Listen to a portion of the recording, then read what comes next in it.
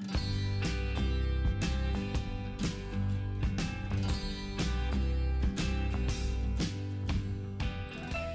friends, வணக்கம்.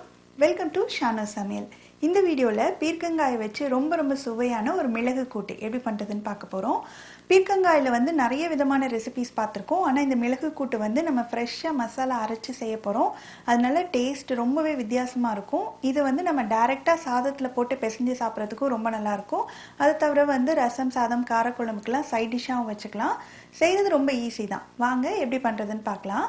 வீடியோக்குள்ளே போகிறதுக்கு முன்னாடி நம்ம சேனல் இது வரைக்கும் சப்ஸ்கிரைப் பண்ணாதவங்க இப்போ சப்ஸ்கிரைப் பண்ணிவிட்டு பக்கத்தில் உள்ள பெல் பட்டனையும் கிளிக் பண்ணிக்கோங்க. செய்ய ஸ்டார்ட் பண்ணலாம்.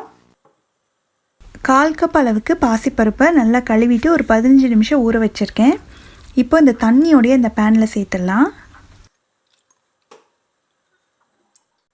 இந்த பருப்பு வேகிறதுக்கு கூட கொஞ்சம் ஒரு 1/2 கப் அளவு தண்ணி சேர்த்து இது கூட ஒரு 1/4 டீஸ்பூன் மஞ்சள் தூள் சேர்த்துட்டு நல்லா கலந்து விட்டுட்டு பருப்பு பாதி அளவுக்கு வேகிற வரைக்கும் இருக்கட்டும்.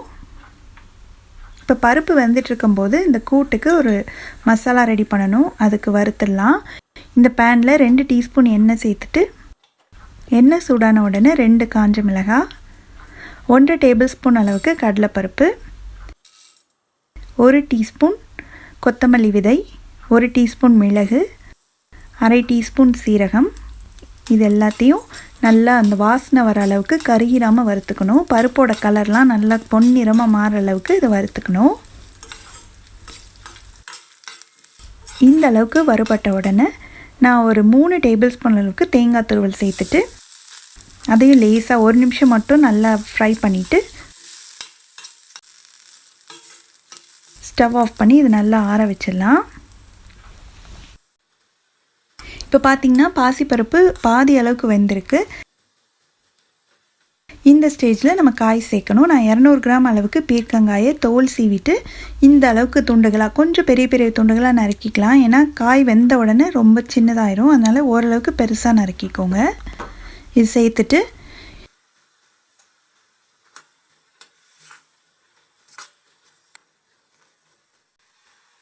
கொஞ்சம் தண்ணி பத்தாமல் இருக்குது. அதனால் கொஞ்சம் மட்டும் தண்ணி சேர்த்து இது நல்லா கலந்து விட்டுட்டு மூடி வச்சிடலாம். பருப்பு நல்லா இன்னும் சாஃப்டாக வேகணும், காயும் வேகணும். ஸோ காய் வேகிற டயத்தில் பருப்பு கரெக்டாக வெந்துடும். அது வரைக்கும் இருக்கட்டும். இடையில மட்டும் அப்பப்போ கிளறி விட்டுக்கோங்க. இப்போ பார்த்திங்கன்னா நம்ம வறுத்து வச்சது எல்லாமே ஆறிடுச்சு. இதில் கொஞ்சமாக தண்ணி சேர்த்து ஓரளவுக்கு லேஸ் குறப்பாக அரைச்சி எடுத்துகிட்டு வந்துடலாம். இப்போ பருப்பு காய் எல்லாமே நல்லா வெந்துடுச்சு. இப்போ இது கூட நம்ம அரைச்சி வச்சுருந்த அந்த மசாலாவை சேர்த்துட்டு மிக்ஸி ஜாரை லேசாக அலசி ஒரு 1/4 கப் போல் தண்ணி சேர்த்துடலாம். நல்லா கலந்து விட்டுட்டு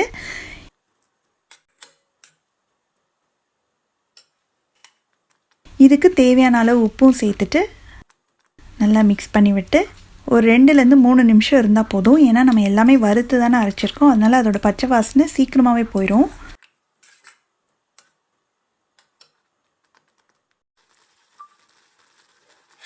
அவ்வளோதான். இப்போ ஸ்டவ் ஆஃப் பண்ணிவிட்டு இதுக்கு தாளிப்பு போட்டுடலாம். இந்த பேனில் 2 டீஸ்பூன் எண்ணெய் விட்டு சூடான உடனே 1/2 டீஸ்பூன் கடுகு நல்லா பொரிஞ்ச உடனே ஒரு கீறின பச்சை மிளகாய் சேர்த்துக்கலாம்.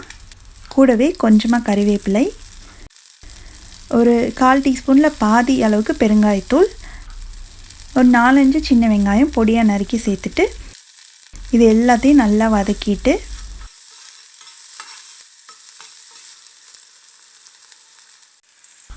இந்த தாளிப்பை இந்த கூட்டில் சேர்த்து கலந்து விட்டுலாம்.